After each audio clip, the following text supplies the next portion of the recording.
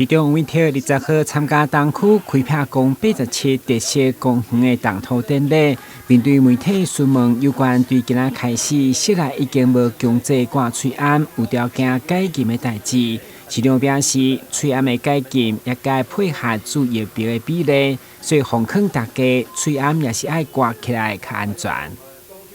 虽然中央的口罩令松绑，但是因为主要是因为 COVID-19 现在变得症状都比较轻啊，但是呢，我们还是不能够大意，所以说口罩令松绑要配合另外一个配套，就是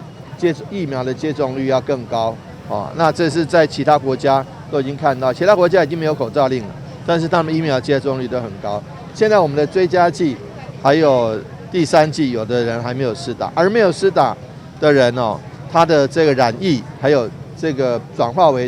变为中重症的比例又特别的高，死亡率也比较高。因此呢，我还是希望说，我们的市民朋友们，虽然口罩令松绑了，但是命是自己的，这个法律规定是这个防疫机关定的，所以我觉得要爱护自己的健康，爱惜自己的身体，还是最好戴上口罩。该施打的疫苗赶快去施打。